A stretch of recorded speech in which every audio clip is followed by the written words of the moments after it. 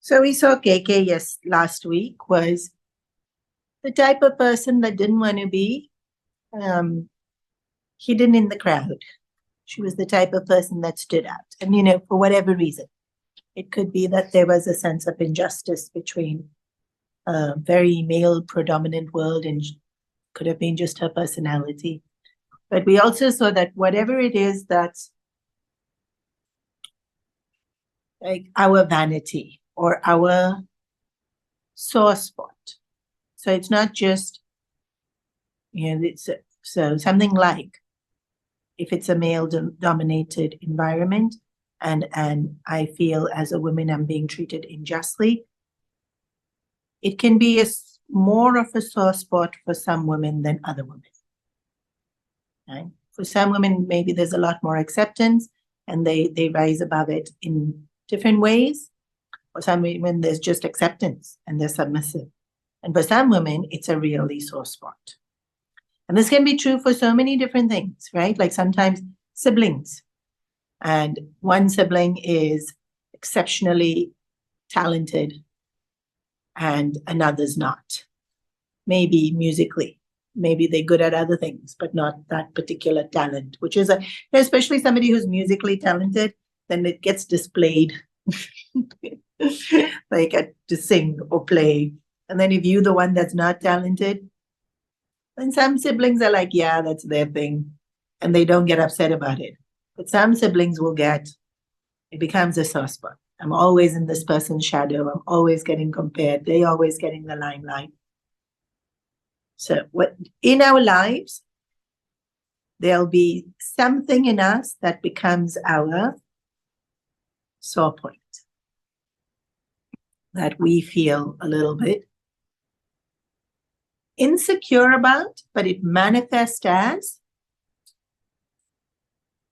an aggression or a bitterness or it manifests differently. Like when people are insecure and they just scared, it's not as much a problem. But when we're insecure and we become defensive or we try to compensate for it or we become aggressive about it, then this becomes our weakest link. And so we'll all have it. We'll all have something. Yeah. Interestingly, that we all have something in varying degrees. And this is a well-known quote, we're only as strong as our weakest link. Because this weakest link gets used by other people deliberately. And then sometimes it's not getting used deliberately, but it becomes a way for us or our spiraling downwards, our hurting, our failures. And so because KK had this, I need to be the best, I need to outshine, I need to have Dashrath Maharaj's attention, I need to be recognized. Because she had this, the Devatas could use her as an instrument to exile Ramchandraji. Now here it's the Devatas using her as an instrument, but very often when we see like espionage movies, it's other people playing us based on whatever it is, whichever button can be pressed. I know, not in such a vindictive way, but I see kids doing this with parents all the time. And siblings doing it with siblings all the time. They know just where it's going to irritate the most, it's going to annoy the most. And unfortunately, we know where it's going to hurt the most. And some people are more smart about it. Like when we talk about people smarts, social skills, some people definitely have more of an intelligence of how to read the room and see people and use these kind of knowledge. It's not everyone that can do this. Some people intelligent in other ways, and they don't even notice. They won't notice what's the source spot. They won't notice you reacting because of this. But the ones who do notice, then they can use it. So we see very deliberately the Devatas are using KK to exile Ramchandraji. But we also saw in the Mahabharata that Karna had this sore spot also. He needed to be recognized. He needed to be acknowledged. And it led to him, no devatas involved there, but it led to him suggesting that Draupadi be derobed in the court. Like that fall only comes because of a weakness. And this makes such perfect logical sense, right? You'll only fall because of a weakness. And so a lot of our spiritual journey is to know our weakness. And then sometimes when we know it, it still creates a fall, but sometimes it doesn't. So obviously we all have like immense love for our parents. Anyone says anything about our parents, we'll react. And in the same way, we have a great affiliation to our guru. I remember I had first come to Hong Kong and I was in a satsang where I hardly knew anyone. And they had invited a lot of other people who I also didn't know. And I said something about Puja Gurudev. True to, he did this, he lived like this. This was such a beautiful quality that he had. I've learned so much from him. And somebody in the room, because Gurudev's come to Hong Kong quite a few times. I think he had come a good more than 10 times. I don't know exactly how many times he's come, but he's come more than 10 times. So people here have met him in bikshas and seen him orate. And so one lady said, but, and she used Gurudev's name, but Swami Chinmaya was so rude. That for me could have been such a trigger. I could have gone into this avalanche of how dare you. And it was his grace, really. Because the minute she said that, in my head, I was fiercely determined to not prove her right. And sometimes I can speak sweetly. I used my sweetest voice. And she was referring to when he walked into a room. When somebody walked into the lecture late, he'd reprimand. Like you're disturbing the whole audience. And he did. He did used to do that. And it could be seen as insulting when he yelled at somebody. And of course, the person being yelled at doesn't like to be yelled at. And us knowing that he just wanted discipline, us knowing that he wanted the knowledge to be respected, and understands why he's doing it. If somebody else just think, why you yelled at me? And so knowing it's a weakness, you can catch it and not allow it to let you fall. This is why know yourself, this knowing ourselves. Who am I? Knowing ourselves on every level. And in my personality level, let me know my personality really well. So when someone says something insulting, it's not a weakness. Yeah. I remember even somebody complained once about me to Guruji and saying, she's really moody, Guruji. Guruji was so sweet and said, I'm more moody. But I remember when he said it, and I sat there thinking, I am. Like he's complaining to Guruji, this is really horrible. It's a very negative trait. It's really horrible. But I can't get upset because it's true. The only person I'm allowed to get upset with is me. Whereas if I gave into, I want Guruji to only see me in a nice way, how dare you say something negative about me to Guruji? And if that became my sore spot, could potentially have never spoken to that uncle ever again.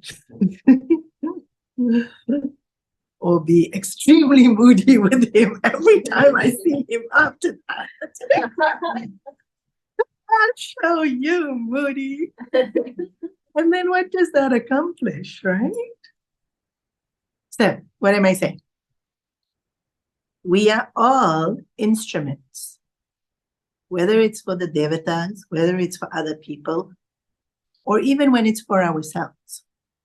Yeah. And as an instrument, we need to know what we can do and what we can't do. Yeah. Like when I'm holding a phone, watch, knife, I know what it can do. I know what it can't do. Or even I know what's a better way to use it. So I remember having lunch with someone here, and Westerner, so she was using a knife and fork, and she would cut it, and then she'd put it with the knife in her mouth. It was like, what are you doing? Sure, it's a butter knife. Sure, it's not going to cause catastrophic damage. And so I watched her do it once. I watched her do it twice. I watched her do it three. And I'm like, you know, the fork is right there. And you know, there's a spoon right here. Why is the knife going in here? She's like, I won't cut myself. Probably. You careful. Probably. It's not so sharp. But you have better options. Even with ourselves. Right? I know what I'm capable. Maybe my intelligence, maybe my singing skill, maybe my social skills, maybe my emotional tolerance. And I know the person next to me, their intelligence, their social skills. That use the better instrument. Whereas we don't do that. We like the personality, we don't like the personality. Or worse, we want attention, we don't want attention. You go, why? I don't. But I'm the better instrument in this case. Or sometimes I'm not the better instrument and I'll do it. Oh, it's so clouded, right? It's so clouded. Know yourself is this wonderful being comfortable with it and not having these sore spots.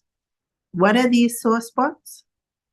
It's really interesting knowing what creates these sore spots. It's always a judgment of ourselves based on other people. So with KK, right? Having to be in the limelight because she didn't want to get overshadowed by everyone else. How other people see me. And then how I value myself based on it. So me having a desire based on some kind of judgment. Always our sore spot. It could be somebody went through a horrible divorce. When you bring up divorce, it becomes their sore spot. Why? Maybe they're still hurt. Maybe their sense of failure, or maybe they feel they being judged because they are divorced. That's what, otherwise there's many who it's not a soft spot. They're like, I've been there, done that. It's not a soft spot, but for some people it's a sore spot. Why? What causes that sore spot? We go through similar experiences, but not everyone has I don't know what else to call it except a sore spot. Trigger. It's where like my weakness, right? But weakness is also not quite the right word. Yeah, that's good. It's like when the acupuncturist knows exactly where to go. In our personality, that's the spot where we scream the loudest. Yeah. And like I said, it could be comparison to a sibling. It could be some failure that we went through in a relationship or in career. It could be something to do with our looks. And then we get so stuck on it. Why is it a source? When other people have the same experience or they have the same reference point, and it's not for them. It's because I am judging myself based on judgments from other people. Always got to do with other people. Interestingly, it's always got to do with other people. And it's not necessarily other people at large. Sometimes it's other people at large, right? Like everyone doesn't love me. But sometimes it's just 2, 3, enough. 2, 3 people don't love me because of this reason, or disapprove of me for this reason. And that's enough for it to become a sore spot for me. And the minute I have that sore spot, somebody will poke it. Deliberately, not deliberately. Somebody will poke it. And when it's poked and I'm not cognizant of how it's affecting me, it can so easily spiral into things that we regret. I'm not going to necessarily call it failure, but when we act out of pain, most of y'all have heard this. How does it go? Only hurt people hurt. Hurt people hurt people. Yeah. Such an easy quote, but I never remember how it goes.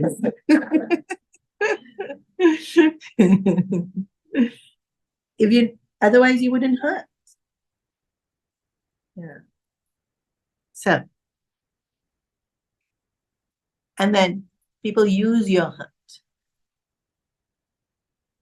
and you end up doing things you regret, which is what's going to happen now with KK. So, mantra goes, and she said, your doom is here. KK initially says, stop doing natak. He doesn't take her seriously. But mantra goes on. And I already said this last week. The sentence she uses is, why do you think he's doing this when Bharat's not here? So the first thing is you create doubt in a person. Doubt is such an interesting thing. Such a powerful thing. Well, it's something as simple as sometimes I'm not the best at being able to smell and see if it's gone off or not, right?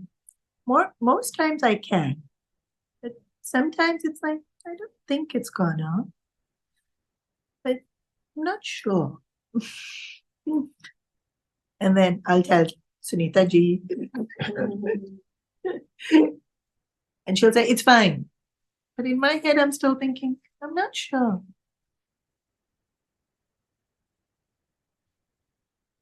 Like if I completely believe her, there's no doubt. But sometimes I don't believe her. I won't eat it. I just won't eat it. Because there's doubt. But she's telling me it's fine. No, there's doubt. Doubt takes away our strength. Number one. Doubt takes away our clarity. Number two. Doubt takes away our resolve. Number three. How effective is doubt? Physically we're strong. When we have doubt, that physical strength goes. Mental strength also goes the minute there's doubt. So let's say I've practiced to sing the tune for Shivratri. We're going to sing Om Namah Shivaya for 12 straight hours. I'm ready. And then if somebody says, you sure? Why? Did I muck it up last time? Gone. Gone, right? All they said to me is, are you sure? Enough to create doubt. Confidence gone. Then after 2 seconds, okay, Roma, you sing. Resolve gone. Didn't I have a resolve? Shivratri, my Shivji. I'm going to sing for my Shivji. Doubt came, resolve gone. Strength gone. Clarity gone. Can't remember the tune anymore. What was my tune? Now, this is a sweet, simple thing of singing. In relationship, I trust the person. I'm trying to create a good relationship. Somebody creates doubt. My strength of resolve to make that relationship work, my strength, my confidence in the relationship, my clarity of understanding of that person, gone. Doubt. So powerful.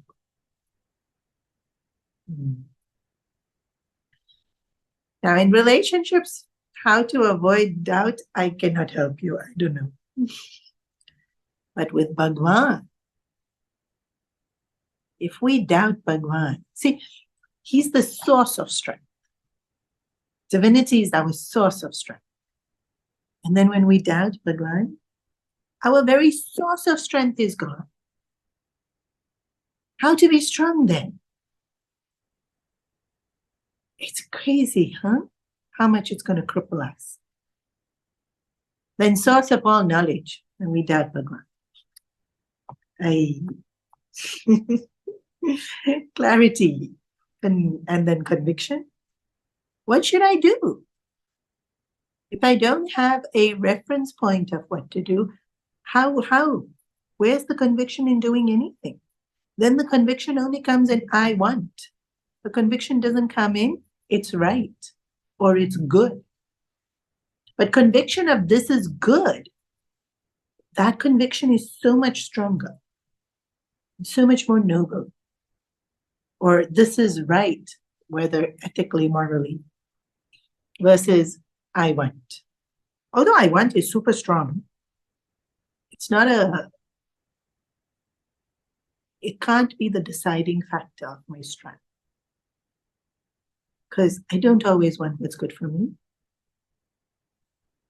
And want doesn't know a stop. Right? So I want chocolate, keep eating. But what's good for me has a stop. I want chocolate, sure. Good for me, I will stop at certain point. Or good for the child, yell, discipline them. But it will have a stop. Beyond that, it becomes hurtful for the child. Discipline them only to this point. But I won't have that stop. If I'm angry at the child, I keep going. I'm doing what's good for the child, I will stop. I want can't be our source of strength. Our source of strength has to be what is good, what is right. So, doubt. In terms of relationships, like I said, how not to have doubt. Even then, very often we even use this phrase, right? Give them the benefit of the doubt. Meaning what? Don't doubt. Innocent till proven guilty. But when they've proven guilty, I'm already hurt. Never mind. Little bit hurt, we will get stronger only. This happened in the yoga class. Every time I complain in a pose, yes, I'm complaining. Terrible student I am. She'll make me smile. No. My yoga teacher will sweetly smile. Krishna is making you stronger, Swamiji. She doesn't say, I'm making you stronger or you making me stronger. She's totally found the right words to say to me. Krishna's making you stronger. So when give people the benefit of the doubt, yeah, you might get hurt. Not that they always so amazing, but it's okay. Krishna's making you stronger. That should also be there, right? Let's not doubt our capacity to be able to get over things. This is a huge part of living our life. Even if I doubt you, let me not doubt my ability to get over pain, my ability to get over disappointment, my ability to get over conflict. And where's my ability to get over difficulty coming from? Not me. Krishna.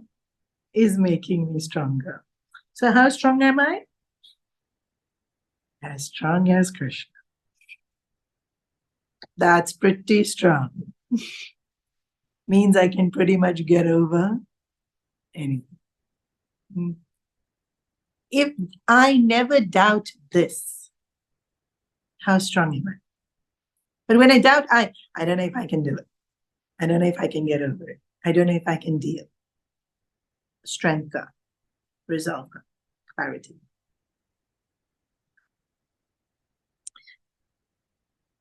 Why am I talking about this? Mantra planted doubt in KK's mind. Now, KK, for all of who she was, of wanting attention, was a beautiful person. She was loving. She genuinely loved Dasharatha Maharaj. It appears so. Now, as a wife, there was genuine care for Dasharatha Maharaj. And there was definitely genuine love for Ramchandraji. Maybe Dasharatha Maharaj, I can say, I don't know for sure. But for Ramchandraji, for sure, she loved Ramchandraji. And, we can understand this in our lives. So when my siblings had kids, so much love I have for them. They're not my kids, siblings' kids. I got posted here in Hong Kong, and all of you had kids. So much love I have for them. And I'll say my kids. They're my kids. When you watch some kid grow up, they become your kid, even though you're not their biological. Now, living in the palace, watching these 4 boys grow up, she's a mother. She would have 100% loved Ramchandraji. As a mother, watching kids grow up, you love them. Plus, Ramchandraji is such a pleasant kid, so respectful, so affectionate, so kind. How not to love? All that understanding, the minute there's doubt in her mind that something's going to work against her, all of this is forgotten. So Mantra said, why is he doing this when Bharat's not here? Even then, KK doesn't completely fall for Mantra just because she says that one sentence. It's okay. Even Bharat knows Ram had to one day become the king. We've all agreed that Ram's going to become the king. Ram will make an excellent king. KK says this. KK says Ram will make an excellent king. Mantra says, so would Bharat. Now this is true. Bharat would make an excellent king. He does make an excellent king. Dasharatha knows it to be true. Ram knows it to be true. Everybody knows it to be true. So Mantra is very, very, very intelligent. You have to give credit where credit is good, due. Was she good? No. Intelligent? Yeah. Cool. Sometimes it's interesting that good people are not as intelligent sometimes. The ones who are scheming are so much more intelligent. The ones who are good, why aren't they so intelligent? Sometimes this really annoys me.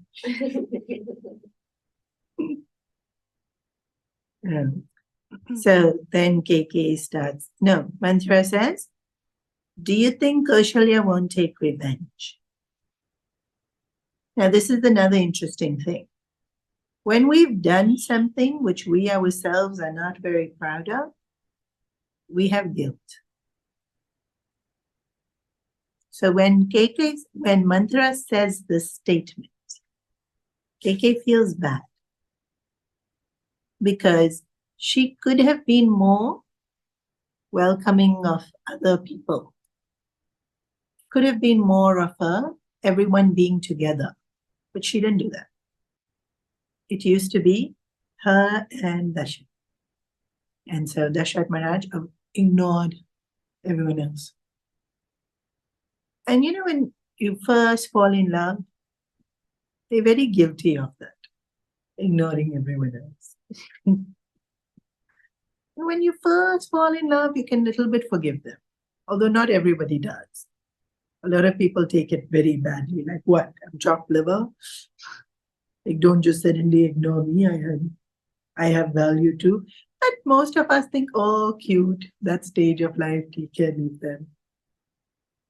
But you can't keep going like that. Whereas KK did. Deliberately, probably, because she's feeling bad about it. Only when you feel guilty for something will it work on your mind. If I've done the right thing, it won't work on my mind. And if somebody says something, I'll be like, no, that's not true. I did what I was supposed to do. But she didn't do what she was supposed to do. She did take more than she needed to take. And so Mantra could use that sentence. Actually, Kaushalya would never take revenge. As we know, Kaushalya is a Shatarupa in the previous birth, who did tapas to have Bhagwan's darshan. She's not here interested in playing politics in the palace. She's come for having Bhagwan's darshan. So she wouldn't take revenge. But KK can't even see that. All she can see is, I am guilty of doing something to have possibly upset someone. And then, oh no. Guruji says this often. When we do the crime, or the sin, whichever word you want to use, we do it with such gusto, with so much enthusiasm. And when it comes time to face the consequences, we become so small. You see this with children all the time, no?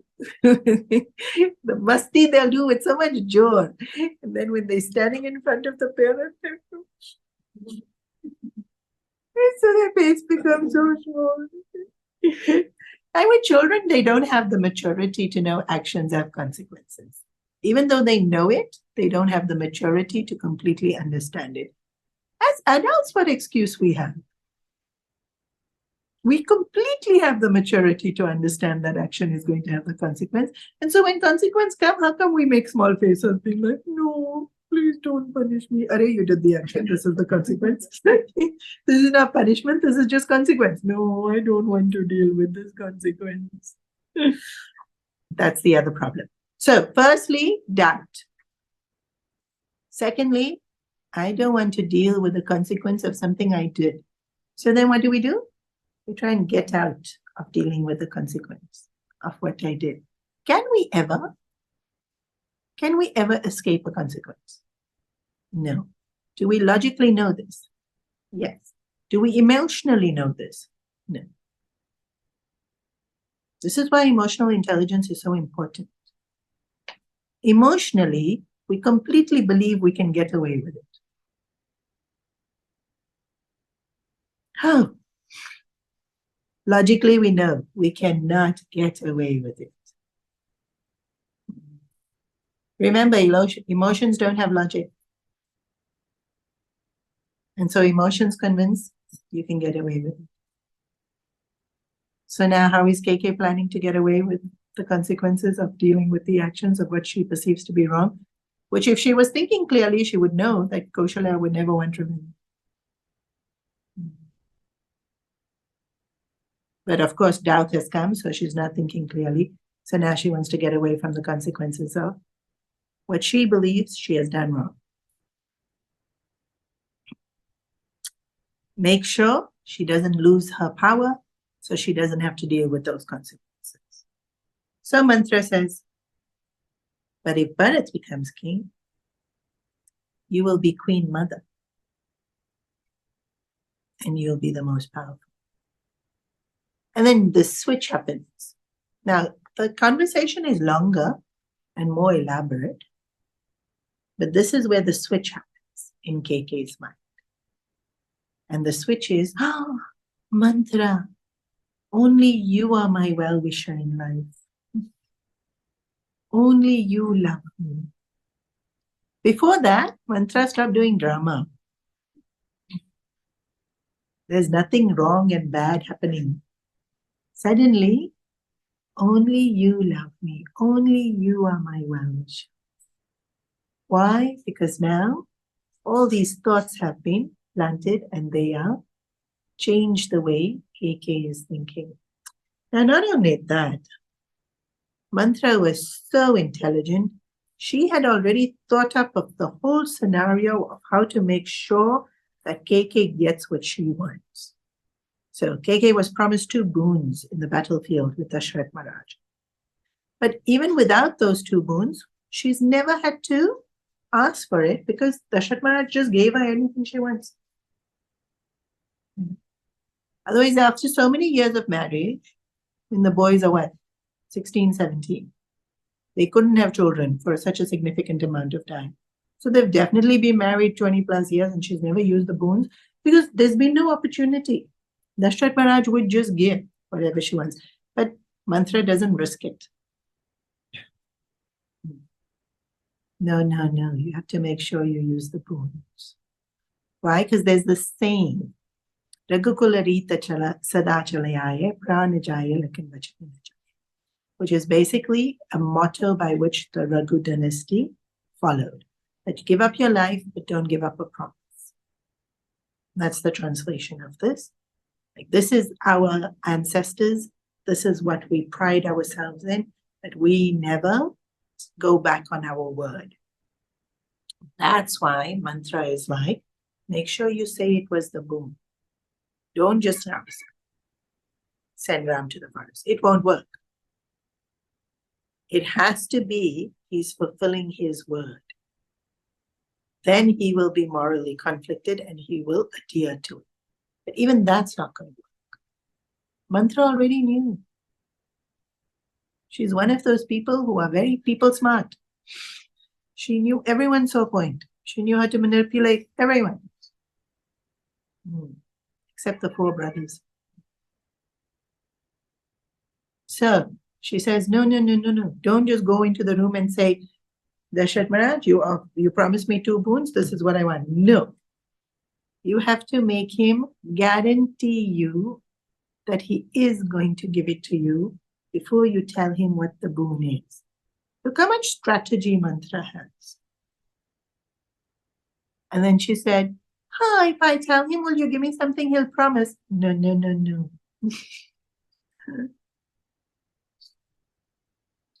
He has to think you are upset. And he has to think that by promising it to you, he's making you happy. Then only he'll promise. So you have to pretend to be upset. This is how much thinking Mantra has done. But even more thinking she has done. You will go to the anger room. You will take out your jewelry. You will throw it on the floor. You will loosen your sari like you've been crying. You will remove your hair from being tied. You will pull. Mantra has given point by point by point by point by point. Why? Because when Dashrath Maharaj walks in, he should think, why are you upset, KK? What can I do to help you? He should be anxious. In his anxiousness of trying to make you appeased, he will promise. So intelligent we can be. Imagine if we use this power for good. What a different scenario it would be, huh? Such immaculate precision in her planning. You have to admire her. What she planned, do not admire. Intelligence, you can admire. How to use it, we definitely better not use it that way. So KK follows word for word. By the end, before she leaves for the Krodha room, that's also really cool, that they had a special room for anger. Every palace had a Krodha room. You're not allowed to be angry anywhere else. If you are angry, you go to the Krodha. And it was also acceptable behavior that whoever you're angry with has to come to the Krodha room and solve it out with you. Not that you go sit there and sulk. You announce you're going to the Krodha room. Oh. Who shall we send in? Look how brilliant our ancestors were, huh? We angry all over the house. Ruining the mood all over the house. No, the rest of the house should remain very happy and peaceful. Only this corner you're allowed to be angry. I love this. It's so brilliant because we do this with our puja room, right? We collect all the spiritual vibrations in our puja room so that it becomes this a place where it, triggers us to go into sattva. Generally in our house, we should keep a happy environment, harmonious environment, playful, kind, loving environment. Anger will pollute it. Go be angry in a separate room. Oh, they had a palace. If you have a palace, you can have a separate room. In Hong Kong houses, let's have an anger chair. We can't afford a room. Chair.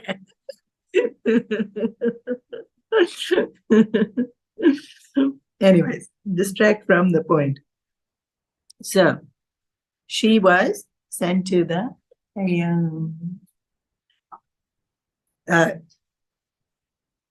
before she goes to the anger room, she's decorating mantra with all her jewelry.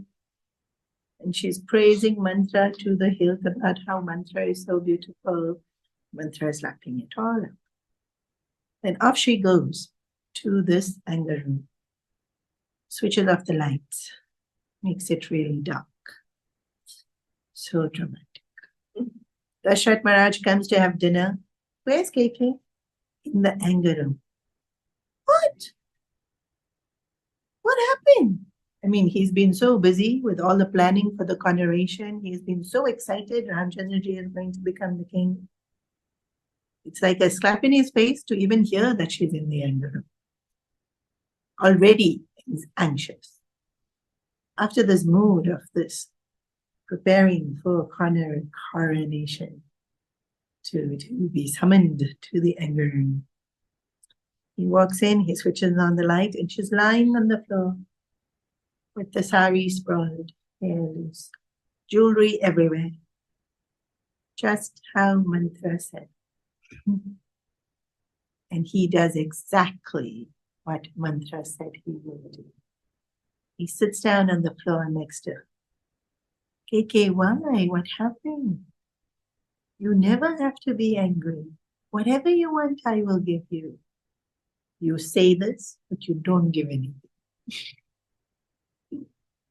If you loved me, you would have already known what's I'm upset about.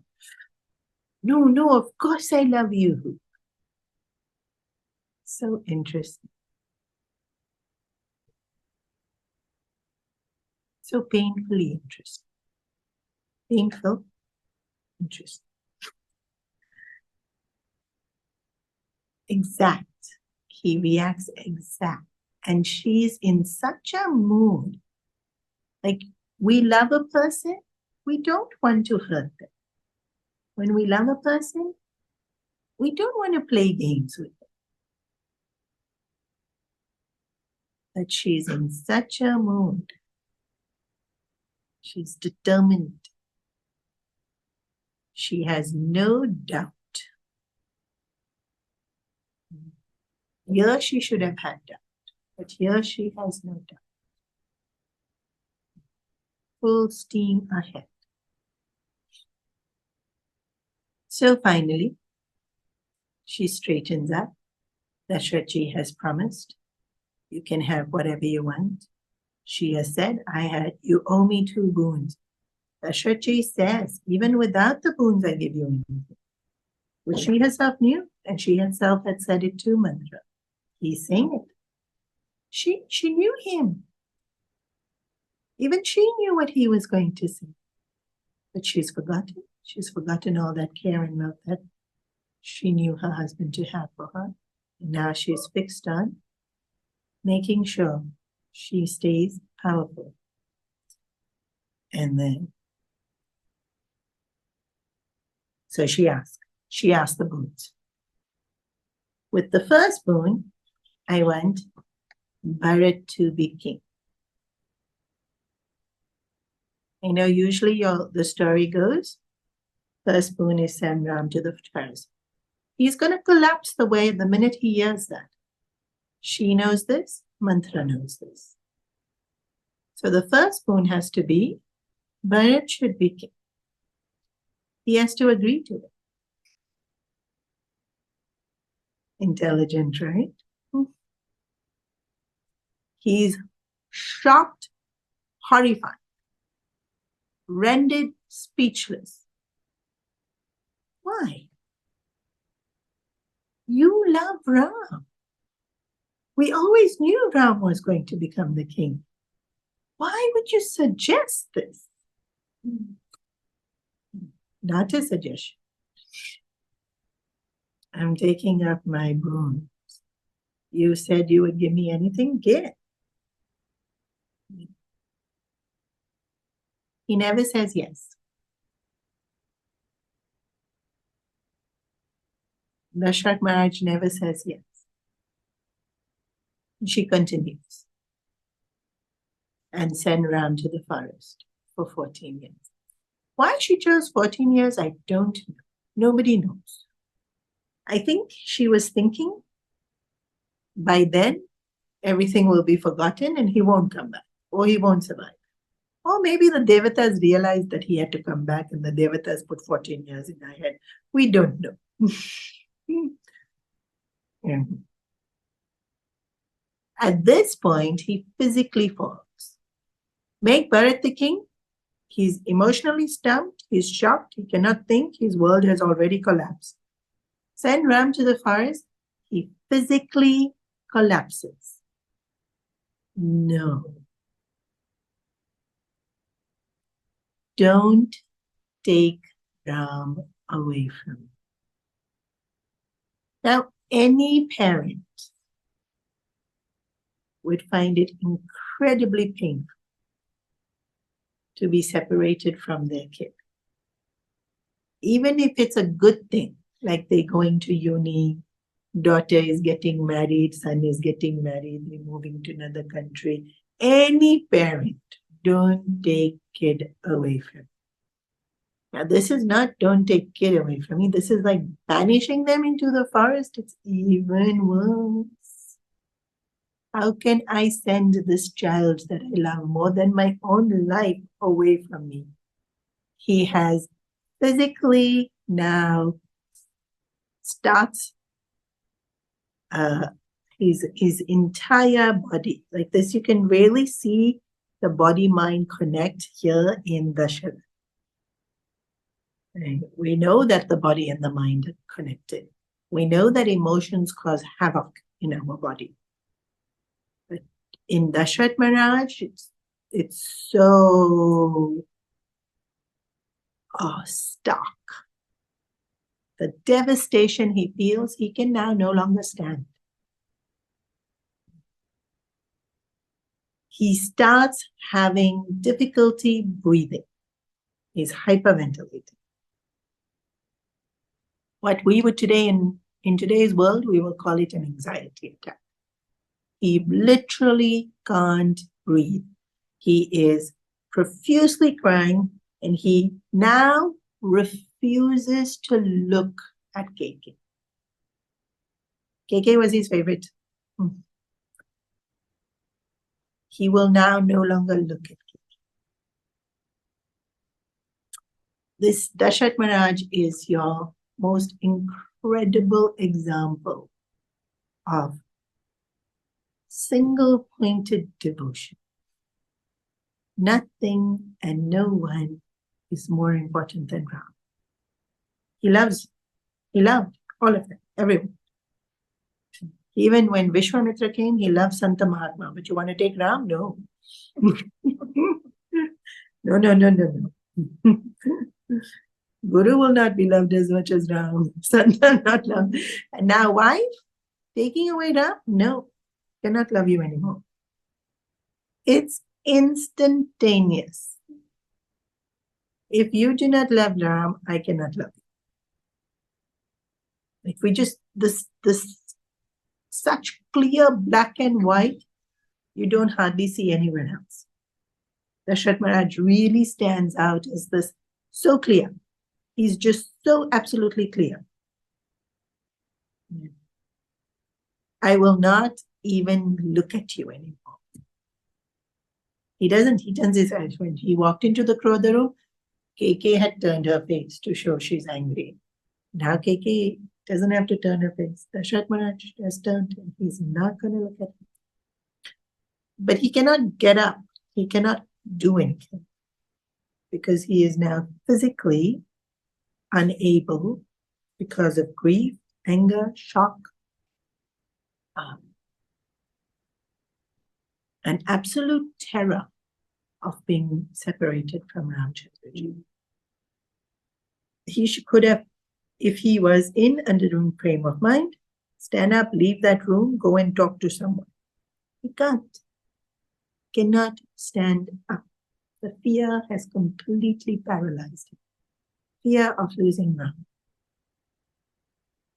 This is also not good, to be so paralyzed by an emotion.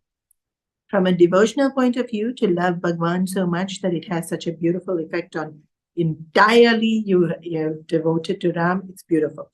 But in terms of functioning in the world, we should be able to continue to function, which Kaushalya Mata does. Dashrath Maharaj can't. I had already mentioned this.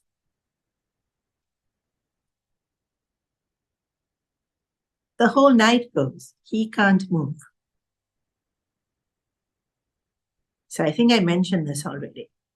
Ramchandraji is in his palace doing tapas. Because the more responsibility we have to have, the stronger we need to be. And the way to become stronger is by doing tapas.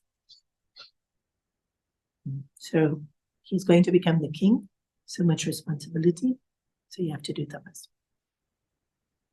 But even though he's doing tapas, in all our temples, we have this tradition of Suprabhata. Suprabhata means that we sing to awaken the Lord at 3 a.m. So usually we think about singing to put a baby to sleep. But with Bhagwan, we sing to wake him up as well. I don't know if you all were demanding as children, but as children, we didn't have alarms. Mom used to come and wake us up. And I was very demanding because she had to say my name very softly. She couldn't scream from the corridor or from the kitchen. Supriya, wake up. I get so angry. That's not the way to wake me up. Quite a demanding kid I was. She used to have to come into my room and say it very softly to me, my name. And yeah, then the day would go well. And your mothers are such angels. They'll put up with all our nonsense. So my brother's name got yelled from the kitchen. But my name used to get said very sweetly in my room near me. Bhagwan gets waken up like this with a sweet song. Thank you, so amazing. Please wake up. Please bless us. Please give us your darshan. That's basically what Suprabhatam is. Now Ramchandraji would get waken up this way while he was alive. Every morning, a choir of some 40 singers would assemble down his balcony and sing. What an alarm to have, man. Woken up with Vedic chanting. So they came. They said it was time for him to wake up. He was awake because part of the tapas was sleep on floor and having fasted. So he wasn't fully asleep anyways. So the Suprabhatam was being sung. He knew what time it was. He had already raised. He had already showered. He was doing his puja when somebody came to knock on his door. You've been summoned. That he's been summoned did not surprise him. To the anger room. Huh? At this hour of the morning, you've been summoned to the anger room. By whom? Dashrath Maharaj. Actually, it was KK, but she told the guard to say Dashrath Maharaj. What is angry?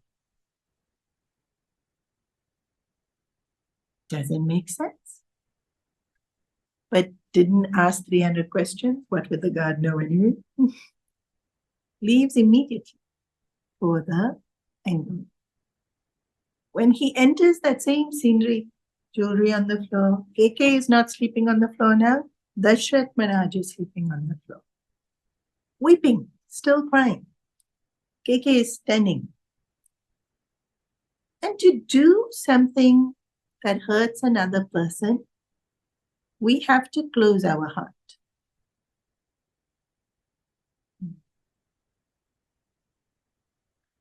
Even to kill cockroach, you have to close your heart. If you think about what you're doing, you can't do it. And you're going to say something to someone, if you know it's hurtful, you won't be able to say it. And even if it slips out before you know, you feel horrible having said it, especially when you can see the reaction on their face. So the way KK is standing, very tall, very straight, with head in the air, she's closed her heart. Very consciously, deliberately. Even seeing Dashrath Maharaj cry like that. She's closed her heart. Interesting how we can do this. All of us are capable. Some more than others. What would make us do this? What would make us close our hearts? Hurt or wanting not to get hurt. That's the only thing that makes us close our heart, right? Nothing else can make us close our heart. That's what KK didn't want to get hurt. So what do? We hurt. And then the minute we hurt ourselves as well. I can't hurt another person without hurting ourselves. And Ramchandraji goes straight to Dashrath Maharaj because he's on the floor. Obviously there's so much concern. And before he can even say, Father, what happened? Dashrath Maharaj says, Ram, don't listen. Do not listen. Even before he can say anything else, do not promise him.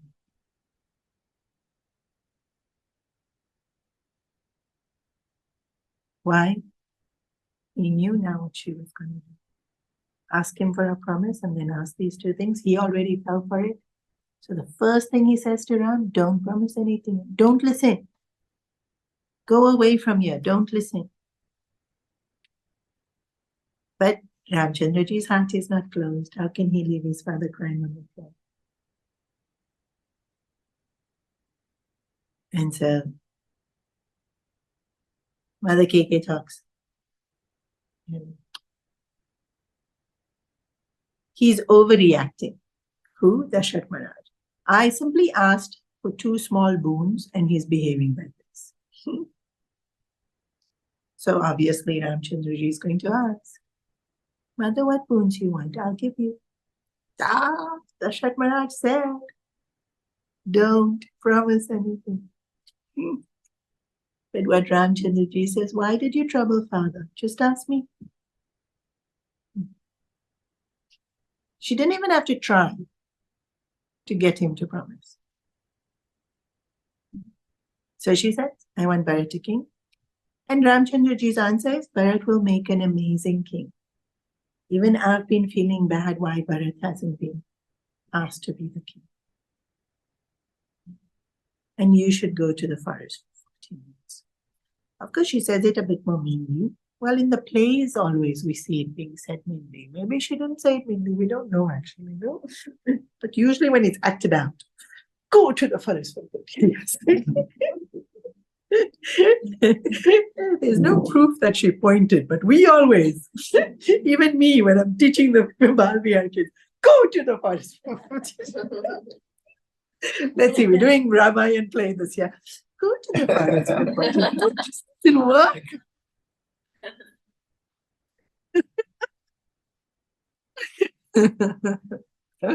Has to be dramatic. Chin up, pointing with a finger. Like, now, go to the forest. Ramchandraji bows down.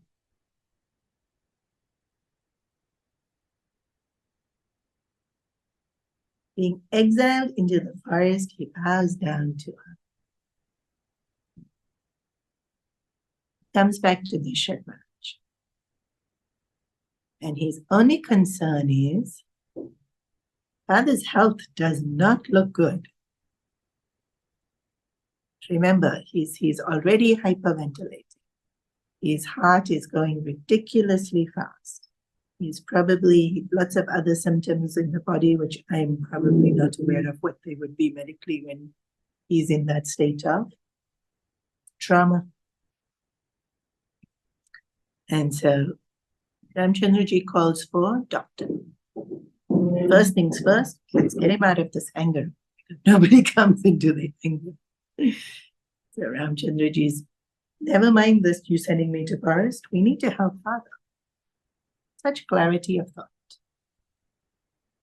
Like, you need to be appeased, I will go. But father needs to be taken care of first.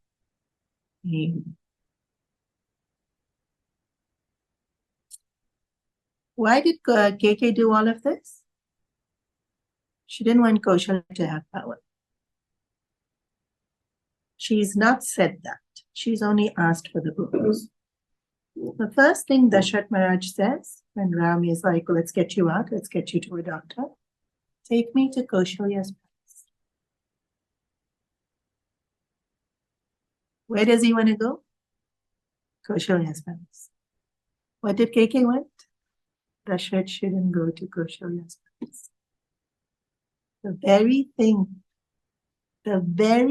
she didn't want, the very thing she did all this natak for. The first thing he says, take me to Kaushalya's palace. He never looks at KK ever again.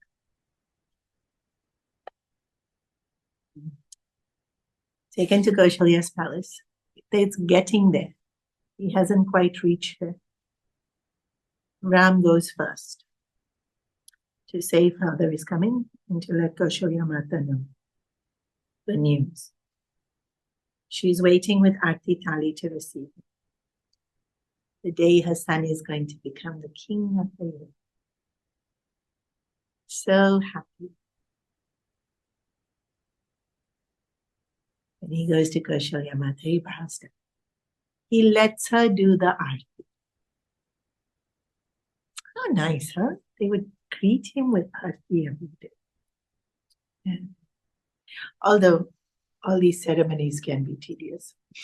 But just the thought, it's such an auspicious day, she greets him with Aarti. After she's finished, after she's given him a hug, he says she has news. In Tulsi Ramayana, the words he uses is, Mother has given me the kingdom of the forest. To soften the blow, He doesn't say I'm exiled. In Valmiki Ramayana, he's not so poetic. He's not insulting in any Ramayana that he has to go to the forest. And he is very calm. He's very graceful. Probably to give Kaushalya Mata strength, to give Dasharatha strength. Then finally he goes back to his room. But this scene is always talked about to give the analogy of equipoise, which we will talk about a little bit more next week.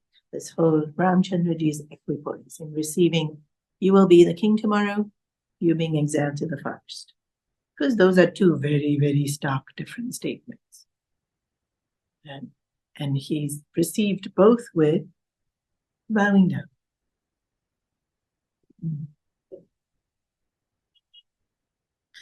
In Tulsi Ramayana, it says there's no change in his face. Maybe small ones that we can't see.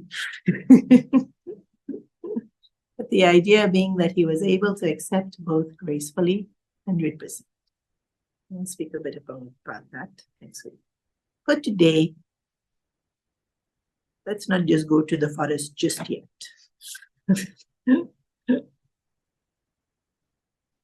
Let them enjoy each other's company just a little bit longer. Next week, we'll go forest. Any questions?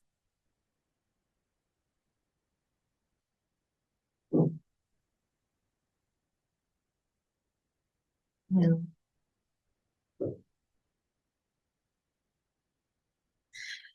Next Friday is Shivratri. We have 9 a.m. to 9 p.m. chanting of Om Namah Shivaya, followed by Rudra Abhishek. So basically from 9 a.m. to midnight, there will be lots of festivities here in the ashram. Please do come for as long as you can. Please participate if you are musical. If you are not musical, you sit with me and follow.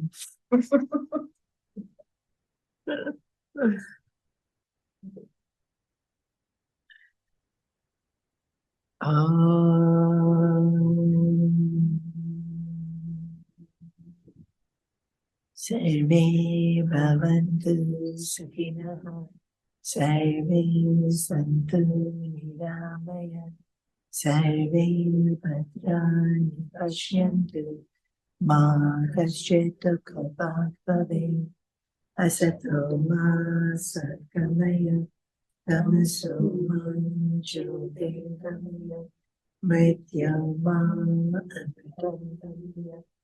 Om Purnamada Purnamidam Purnat Purnamudachyate Purnasya Purnamadaya Purnamevavashishyate. Om Shanti Shanti Hari Hari